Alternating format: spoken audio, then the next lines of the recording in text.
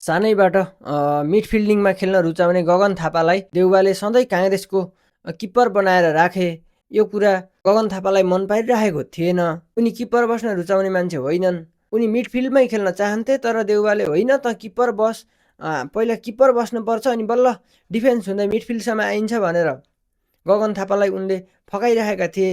तर गगन थापा कहिलेकाहीँ डी एरियाबाट बाहिर गएर बल समात्न खोज्ने, पोस्टमा आएको बल देउवाले उडा भन्दा पनि होइन म त खुट्टाले छक्काएर पल्लो पोस्टसम्म पुर्याउँछु भनेर झोक्किएर जान्थे। तर देउबाकै डिफेन्स बसेका पूर्णबहादुर खड्का, शशाङ्क कोइरालाहरूले होइन तैँले बल छक्काएर जान मिल्दैन, बरु किप्परले डिफेन्सलाई पास दिने हो भनेर गगन थापाबाट बल खोज्ने काम गरिरहेका थिए। गगन थापाले पनि डी एरियाबाट बाहिर निस्किने, बल समात्ने गर्दाखेरि आजित भएर शेरबहादुर देउवाले एकपालि गगन थापालाई लिबरलिजमको खसीहरू पाल्न पठाए। तर ती लिबरल खसीहरू पनि गगन थापाले छिमेकीको मकैबारीमा छोडिदिएपछि बरु त्यहाँभन्दा त बरु किप्परै बस भनेर पुनः किप्परमा लिएर राखेका थिए।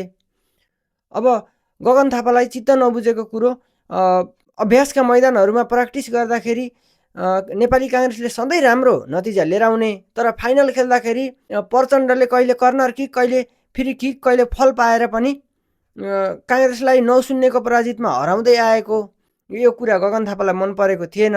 त्यसै कारणले गर्दा शेरबहादुर देउवाले येल्लो कार्ड पनि सँगै पाउनु र हार्ड इन्जरी पनि भएको मौकामा गगन थापाले मौका यही हो भनेर विशेष महाधिवेशन गरेर क्याप्टेनसिप आफ्नो हातमा लिएका छन्।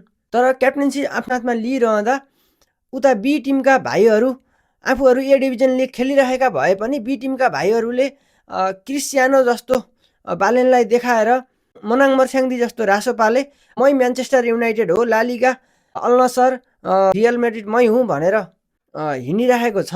रासोपा भनेको गाउँका भाले ग्यामहरूमा, भालेबाजीमा एउटा यस्तो टिम हुन्छ जसले बाँकेमा प्रतियोगिता छ भने बर्दियादेखि कैलाली दाङसम्मका खेलाडी मगाएर बाहिरका खेलाडी मगाउने, अर्को टिमका राम्रा खेलाडीहरूलाई चान्स दिएर आफ्नो टिम अब्बल बनाउने हो। गगन थापालाई यसपटक भाइहरूको बी टिमसँग नेपाली काङ्ग्रेसको टिम पक्का हार्छ भन्ने गगन थापालाई थाहा छ।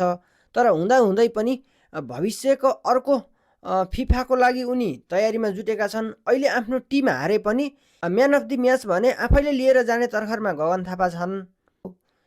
अब हेरौँ नतिजा के हुन्छ, अम्पायरले कस्तो रोल खेल्छन्। सबैमा केपी ओलीको कुरा किन गर्नु भएन भन्नुभएको होला।